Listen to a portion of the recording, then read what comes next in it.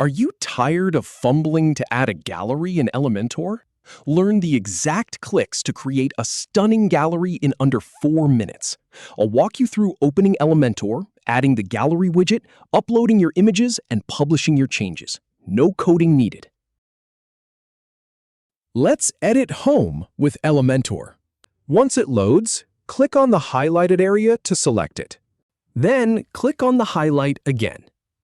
Now, click on WordPress. Click on WordPress again. Next, click on Gallery to select it. Then click on the title field.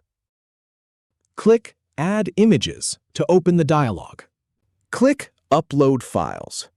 Then click on Media Library to select images from your library. Click Close Dialog to close it.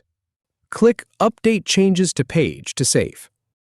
If you have any feedback or if any info is inaccurate, please leave a comment below. We'll do our best to answer or redo the video if needed.